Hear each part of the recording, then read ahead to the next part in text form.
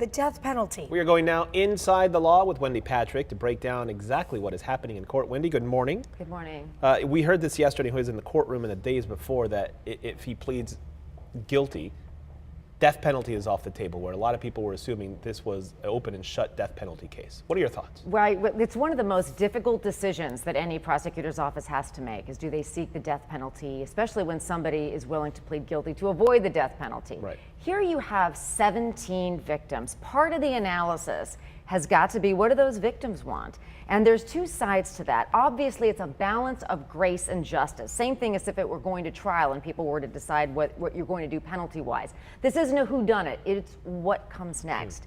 So part of what the victims are going to be sharing is probably whether or not they think the kind of closure they might achieve if we kill this young man for what he did would outweigh having to testify and take the stand and relive the trauma.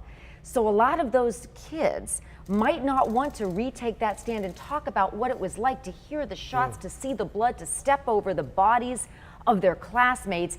They might be fine with somebody spending the rest of their life in prison to avoid having to relive those memories. So if they don't have to do that, then he would just spend they would need to come forward and talk about all of that in order for the death penalty to be even considered. If they went to trial, there'd need to be a conviction, and then there'd need to be a penalty phase, where the penalty phase would be where, again, sometimes it's the same witnesses that testified in the trial.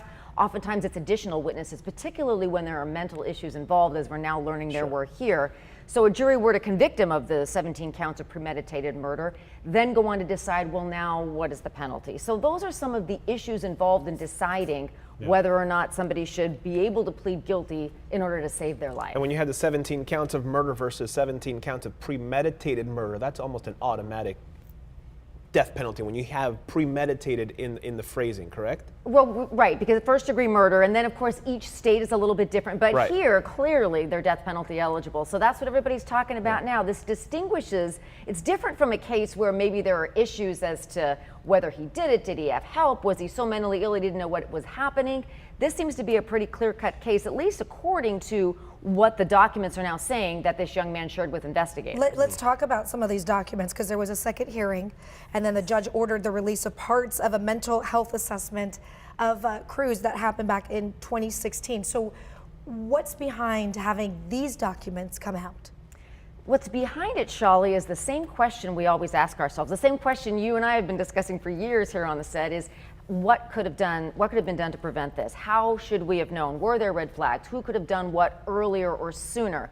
So the gun control regulation, whatever you want to call it, aside, there's a mental health history here that is now coming to light. We're in a day and age where documents are leaked before a judge has an opportunity to rule on their admissibility, and that appears to have been the case here, at least with the Children and Family Center documents that eventually have been released and have been ordered to be released yesterday.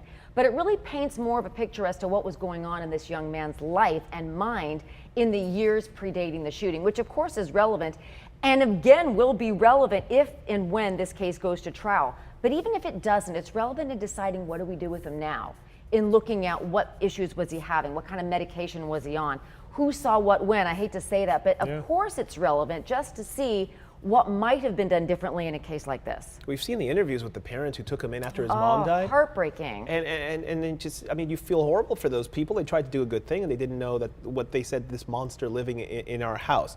Let's talk about the students and survivors. Very vocal in terms of, I've never seen a group of young people just stand up after such a tragedy and with such, it's just so well spoken, addressing lawmakers, addressing the president directly about what they want done. These brave young men and women are going on national television and in just about as an articulate fashion as I can imagine, explaining not just how it's affected them, but what they would like to see moving forward. Our hearts and prayers are with them. We understand, maybe we don't understand the depths of their grief. I'm sure we can, unless we've been through it. But we can appreciate what they're going through, yet they find the courage within themselves to step up, not only talk about what happened and what they relived at the school, but what they believe should be done now. I've heard a bunch of them say that they think they're going to run for office to really make a difference. Yeah, it's incredible. We unfortunately saw this with Sandy Hook. We've seen it. Yes, we have. Many times, and it's almost like this cycle. We talk about it, we send thoughts and prayers, we talk about it on the news, everybody gets angry, and then it just kind of goes away.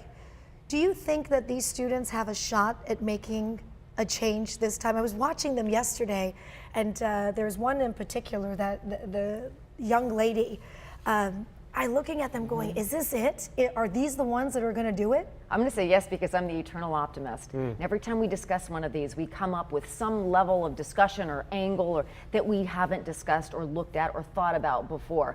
So I'm going to say yes, as I've probably said yes 20 times in the past, because who knows whether or not this might be the impetus necessary to really take a hard look at what can we do differently. And they're walking out. I know, They're I know walking they out are. of school. Like, if that's not going to get lawmakers to sit up when you have high schoolers. I don't recall this having been done before. No, I mean, this is a new This is current. something new you on feel a lot it. of levels. It's almost like in this day and age with social media coming together with these kids at this age. Yes. These are the kids who perhaps are going to make a difference. The Sandy Hook children were too young. Their parents tried to stand up. No, I think you're right They're on a lot trying, of and levels. then it's unbelievable what we're seeing. It really is. Yeah. Okay, Wendy Patrick.